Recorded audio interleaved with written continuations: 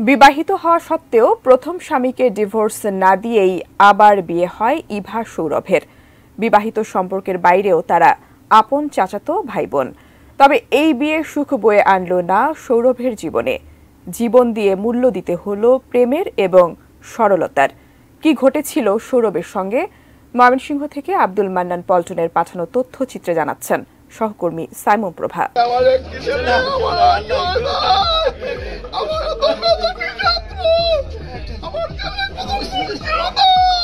৩ বছর আগে কানাডায় পড়াশোনা করা ইব্রাহিম নামের এক যুবকের সঙ্গে বিয়ে হয় ইভার। তবে সে বিয়ে থাকা অবস্থায় প্রেমের সম্পর্ক গড়ে ওঠে ইভা আর ওমর ফারুক সৌরভের। তারা আপন চাচাতো ভাই বোন। সম্প্রতি তাদের সম্পর্ক গড়ায় প্রেম থেকে বিয়েতে। কিন্তু ইভার এই দ্বিতীয় বিয়ে মেনে নিতে পারেননি ইভার বাবা ও তার পরিবার। তাই কৌশলে নৃশংসভাবে খুন করেন নিজ ভাতিজা সৌরভকে আর মেয়েকে কৌশলে পাঠিয়ে দেন কানাডায়।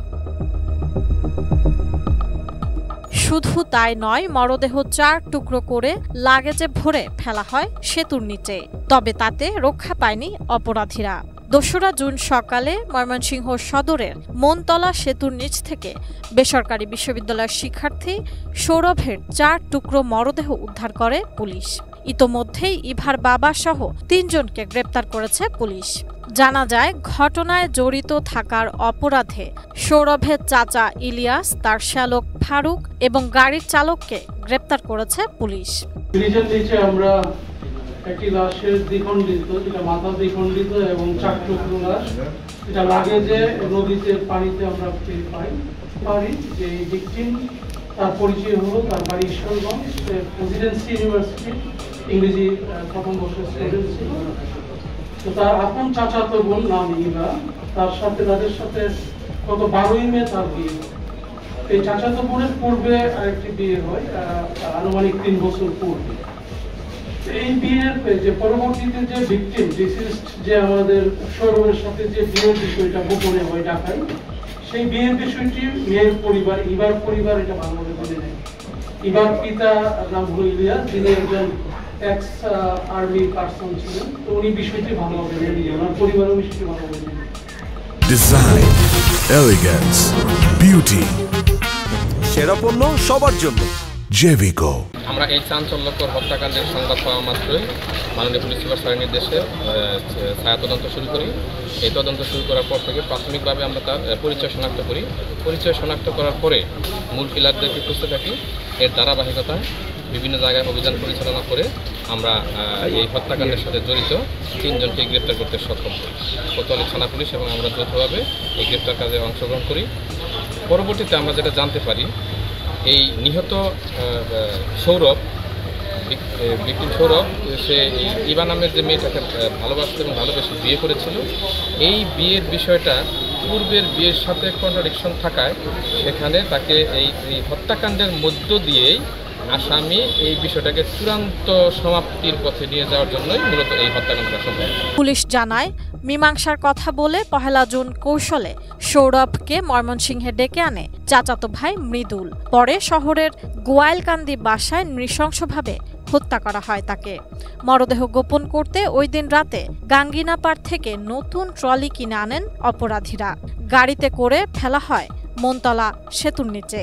বাসায় ডেকে নিয়ে আসার পরে প্রথমে এই ইলিয়াস এবং তার শ্যালক ফারুক দুজনে মিলে তাকে মাথায় ছুরিকাঘাত করে তাকে হত্যা করে তার রুমের নিচতলায়। তারপর লাশটাকে তারা আপনার এখানে বাথরুমে নিয়ে লুকিয়ে রাখে, দিয়ে চাপাতি দিয়ে এটাকে বিভিন্ন খণ্ডে বিভক্ত করে, 4টা খণ্ডে এটাকে বিভক্ত করা হয়। এরপর লাশটাকে এই ট্রলি ব্যাগে করে তারা এটা আমাদের এই যে মনতলা যে সুতিয়াখালী ব্রিজের ওখানে ডাম্পিং করে। নিহতের স্বজনদের দাবি, ইভা জেনে শুনেই বিয়ে করে সৌরভকে। বর্তমানে সে কানাডায় অবস্থান করছে।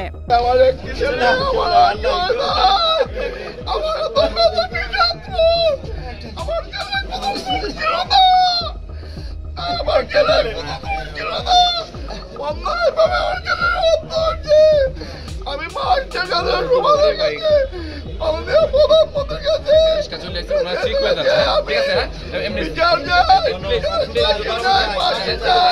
যে মেয়ের জন্য এত কাহিনী, যেই মেয়ে হচ্ছে স্বেচ্ছায় আমার ভাইকে বিয়ে করার পরেও সে বলেছে সে নাকি তার বাবার কাছে ভিডিও রিকোয়েস্ট করে বলে গিয়েছে যে ভাই বাবা তুমি এটা বিচার করো। বাট আপনারা সবাই মিডিয়ার সবাই দেখেছেন যে কিভাবে করে সে হেসে হেসে কাবিননামায় সাইন করছে, বিয়ে করছে। আপনাদের কারো কাছে কি মনে হয়েছে যে তাকে জোরপূর্বক বিয়ে করা হয়েছে? তাহলে সে কিভাবে করে বলে বাবা এর বিচার করে রেখে দিও। আমি চাই সেই মেয়েকেও, কানাডা সে থাকে, কানাডা টরন্টোতে থাকে আমি যতটুকু শুনেছি, আপনারা একটু যদি আমাকে সহযোগিতা করতেন, সেই মেয়েকে যদি আইনের আওতায় আনতেন, তাহলে আমার ভাইকে তো আর আমরা ফিরে পাবো না। কিন্তু এই যে যারা দোষী তাদেরকে যে সামনে আনতে পেরেছেন এইটুকু নিয়েই আমরা বাঁচতে পারবো। সাইমন প্রভা, এটিএন নিউজ।